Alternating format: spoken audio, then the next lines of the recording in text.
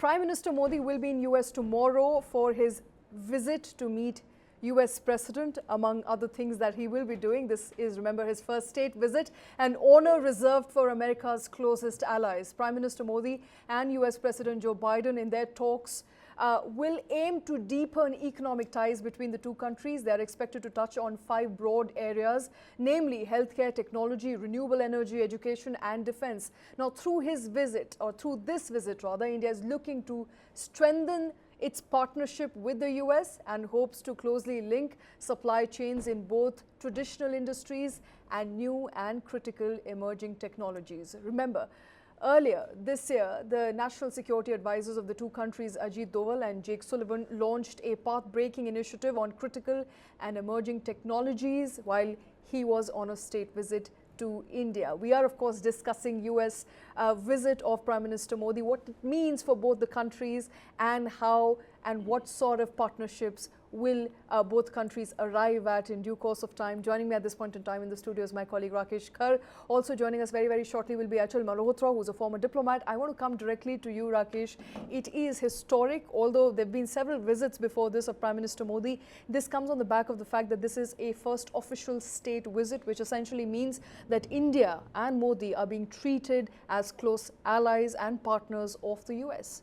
Absolutely. Good afternoon, Shweta. I mean, every Prime Minister who goes to US from India has been accorded a lot of respect and status. Mr. Modi brings his own personal affinity with Mr. Biden, and that chemistry is visible, all over. And I think one must read, with some amount of optimism, the importance that we are attaching to the state visit. Simultaneously, we must look at what Modi-nomics, to my mind, draws as a template for India and US in terms of leading the global economic agenda.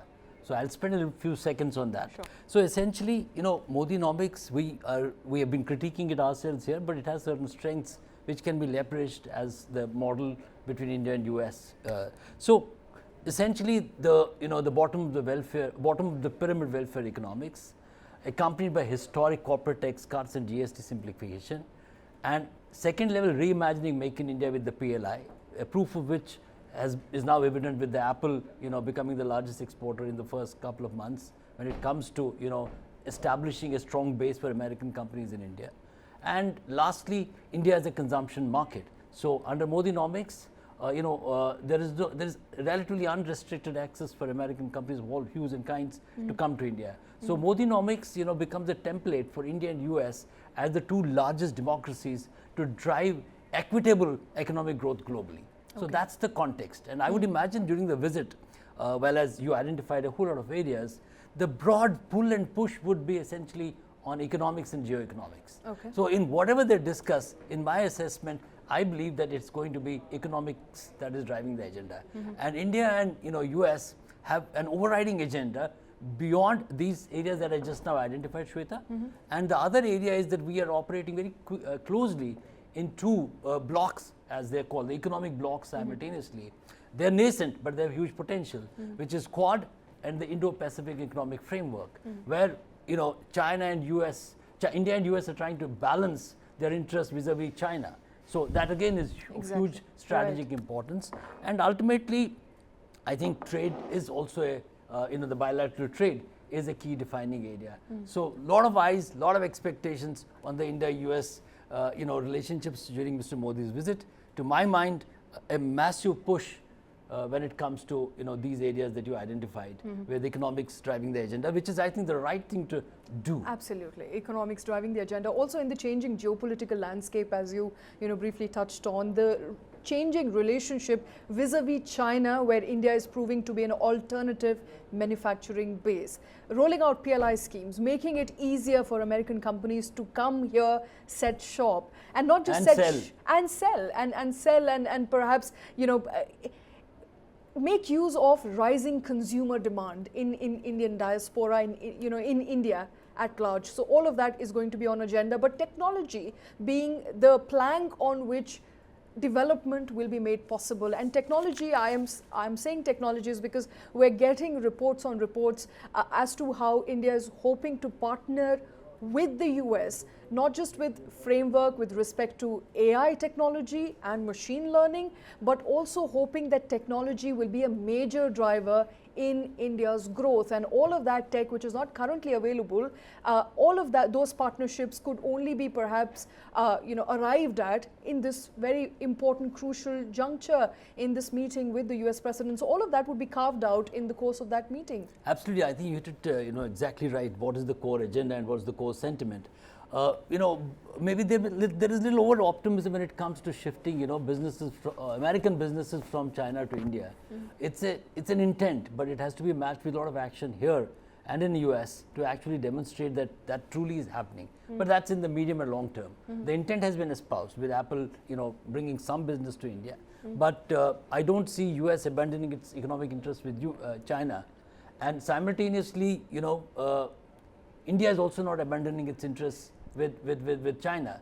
So India is pursuing a very, very difficult geopolitical relationship with China, but at the same time has not completely abandoned the economic triangle with China. Right. In that sense, so that may be a bit of a medium to long term thing. But yes, two definite areas, which is semiconductors, where India has announced a semiconductor policy and it is pursuing it logically. These are early days. What is missing is technology. Absolutely. And we discussed that extensively here but as technology well with two very, very specific perspectives. One is semiconductors, because there's global need of semiconductors. With every product in the consumer space, semiconductors are supposed to play a huge role. And the other big technology piece is telecom, where again, chips, these are two broad areas which I think, if they're actually taken to a logical end, in this particular visit, we might see some definite movement forward. I do know that the US has shown interest in India's semiconductor policy, and at the strategic level has announced already that it would partner with India on the and on the AI piece again that you mentioned, Shweta. I think there is room for huge amount of collaboration, both in terms of the operational efficiency as also in terms of the larger oversight when it comes to regulation. And especially on emerging critical technologies, because technology is going to be the plank on which development, of course, will happen. We're trying to patch Achal. I'm hoping he is going to join us in just a bit. If he doesn't, we'll of course move on. But to sum it up, it's going to be first 3 days in Washington, then subsequent to Greece, Italy. It's going to be a packed agenda for Prime Minister. If you could quickly run us through what's on the agenda at this point. I think what we know as so far is the usual Modi's date with the diaspora, which is well established, well known, and that has its own optical value, and it also has a message since we are in the election year. That apart, the state dinner, then there is the luncheon with the Vice President, Kamala Harris again, Indian origin, sending out a huge signal out that we are there to celebrate the Indianhood of the Vice President. And that apart, there are businesses lined up with top CEOs of American companies. We don't have, unfortunately, the list as of now when it comes to which are the businesses which are, have shown interest to join. But from what Mr. Biden said, that his dinner is already sold out, and people are looking for tickets to join him. If one takes him for his word, in that sense, the interest in the meeting with the business leaders would be equally, huge and important. And larger and the bigger the American companies join that business meeting, it's easier for us to draw the import when it comes to significance of those meetings for India-US business ties. Okay, so this is of course going to be a significant meeting for India and the US. We will keep bringing those details as and when Prime Minister Modi lands in the US tomorrow. Business is going to One last comment I want to make on India-US ties going forward, which I think will become a template, even 5 years down the line, with whichever government is in power here and in US. So I've drawn a little formula for your interest, Shweta. So this is basically, if we look at it, Shweta, this is India's emotional and intellectual capital, plus India's tech thought leadership, plus America's capital, might of American capital, which is again led by technology companies, and plus, and the most important piece, is the double democratic dividend. We know about double engine ki sarkar here. Here it is, I've coined a new term for it, it's called double democratic dividend. So if these 4 factors join hands, Shweta, we have a winner of a hand.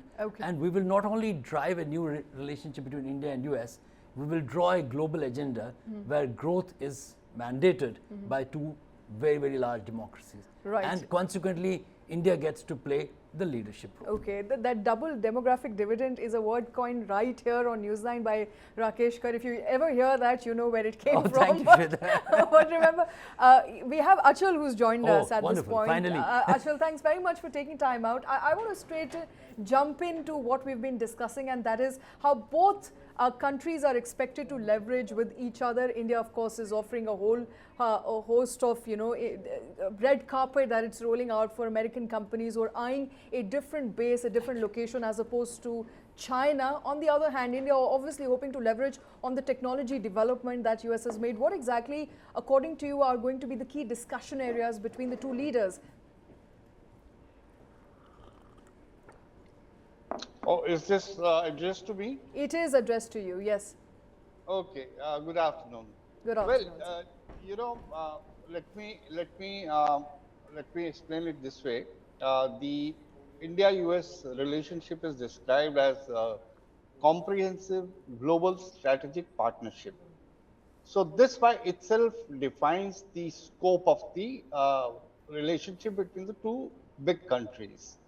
It is comprehensive, which means it covers almost everything that we can, visualize, every possible aspect of a bilateral relationship. And when we say it is global, it means that we will be going beyond the framework of the bilateral relationship.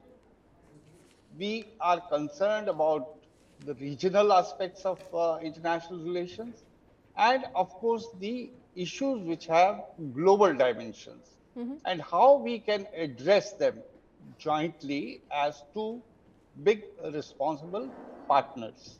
So when we meet, when the leaders of the two countries, two largest and the oldest economies, they are going to meet, which share so many values. They are going to discuss possibly everything under the sky, and it's it's they'll take a stock of the relationship.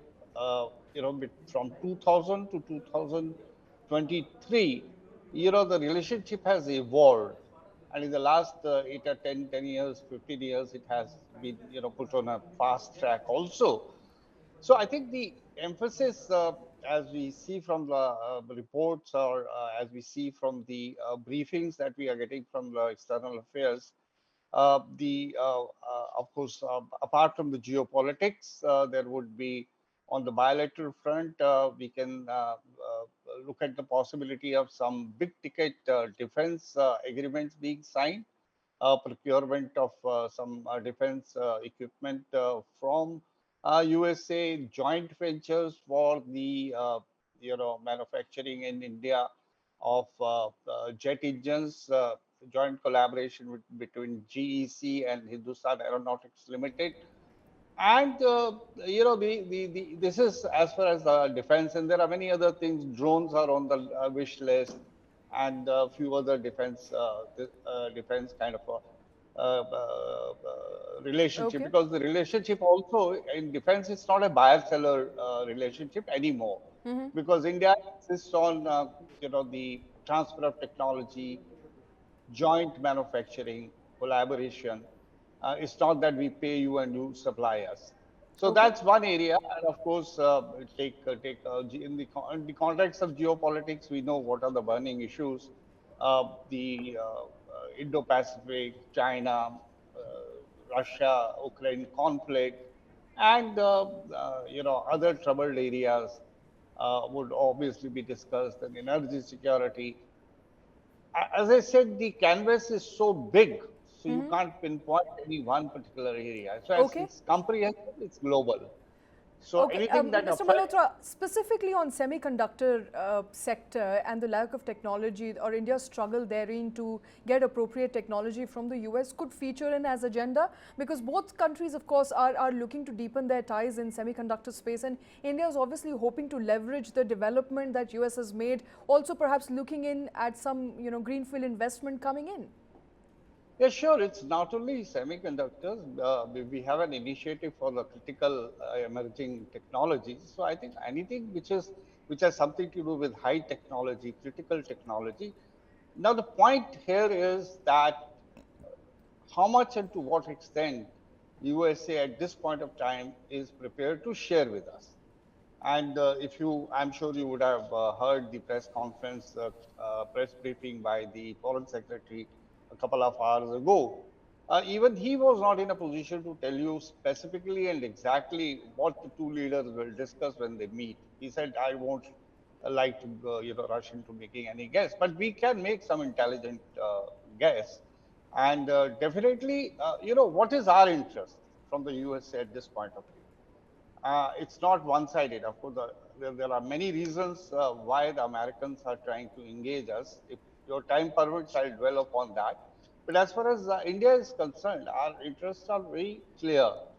You know, we we want to strengthen our defense preparedness. We want Americans to be a reliable partner.